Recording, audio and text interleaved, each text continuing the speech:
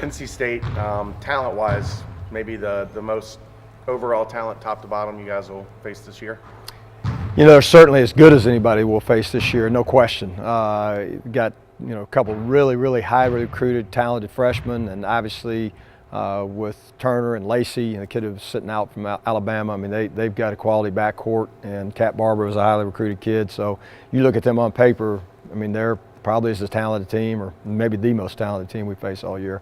Although, SMU, we've got some good teams in our league, but they're certainly right there with anybody. Does it help any with Lacey that you guys saw him at Alabama, so not really a surprise on what he can do in terms of a scouting report? Yeah, I mean, there's so much film out there now, with the way things are.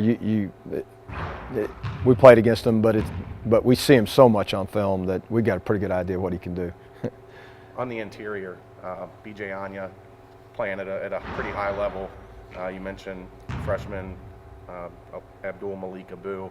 How much of a factor are those guys around the rim? I think they're top 5 in the country in block shots right now. Yeah, I mean, they're a team like us. I mean, they make up for a lot of defensive mistakes because they can block shots. And B.J. Anya's, he's an odd guy because he's so big. I mean, usually guys his size don't move their feet well enough to go block shots or can't get off the floor well enough.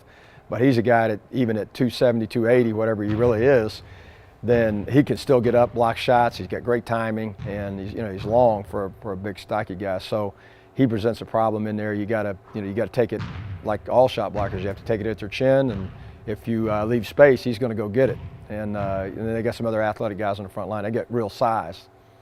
Is this maybe a game where Corey might be a little bit more of an impact because B.J. Anya's so big? Yeah, there's no question. I mean, Corey's, I think, beginning to come on as a player. He's played better and better in the last few games, and we have to utilize him in this game. He's certainly a guy, because of his body size, can help neutralize him, and he's a guy that can probably be effective against him scoring-wise because he's just as big as B.J. is.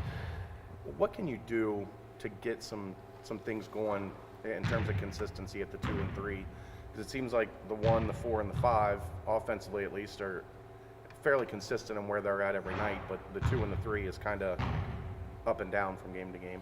Well, I think a lot of it is just we've got youth in that position, and they got to get confident. They didn't start off the year just banging in threes right and left and now Kevin played much better in the last game against Wagner.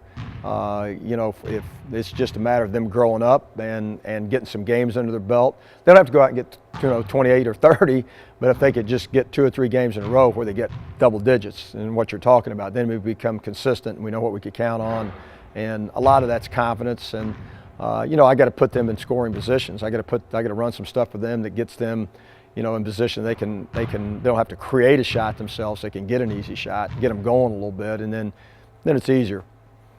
Head coach been like riding a bike? Well, yeah, but like when you get back on that bike the first time, you may be a little awkward at first, and then as you do it more and more, it gets a little smoother. And certainly there was a couple of days of transition for me. I mean, again, to go back to the BCU game, it was a little like being in a fog. You just couldn't believe everything was happening, and to be able to turn that focus to going back to remembering now you're not suggesting, you're making the decision, and you got to make decisions, and you have to make them quickly. As an assistant, you get to sit over there and you get to analyze, and before you open your mouth and say something, you kind of think it out. And when you're a head coach, it's literally second to second. You have to be on top of it. You have to be making decisions, and you have to react quickly. So it takes a minute or two to adjust to that. I myself personally, I felt like I was better in the Wagner game. Not just because we won, but I just felt like I was more comfortable, and I've been more comfortable in practice the last few days. So as we move forward, yeah, hopefully I'm riding a bike like Lance Armstrong, not like some 2-year-old. You're facing your second, real road game. You feel like the experience in Nebraska, even being a loss, but the crowd and being on the road helps you guys tomorrow? Well, Nebraska was a great test because they have a great home crowd. They sell out every game, and it was it was packed house that night.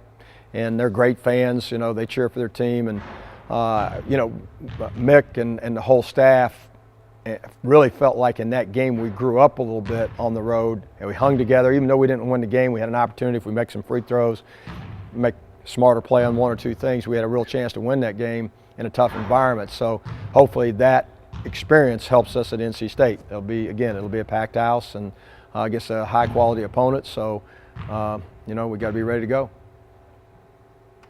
What's the situation with you and Mick? Does he go over notes with you and just talk to you on the phone or in person? Or? He's the GM right now. He's Pat Riley. Mick's heavily involved. He's still watching tape. He's still analyzing things. He's recruiting stuff that he can do. He's doing, and we talk every day. We text, we talk. He's been coming to the office, so it's great to have him back there and with his experience. And we do it as a group. We've always done it as a group. He's always been the head coach, obviously, but he's always been great about everybody's input, and then he makes the decisions. And we're still operating that same way. He's heavily involved in the game planning and trying to get our guys ready. He just can't be in practice every day and can't be on the bench. He may not know timeline. Does he share anything? Does anybody know anything? At this point, he's feeling better. He's listening to his doctors, and they got to decide all that. And he doesn't. Mick's a private guy anyway, but he doesn't want us worrying about that. He says, "Hey, you guys worry about let's win games," and because he's still that competitive fire hadn't gone away. That I can tell you, not in the least bit. So I'll let him worry about that, and when he knows, I'm sure he'll tell everybody. But he tells us just worry about the games. Thanks, Coach. Yep.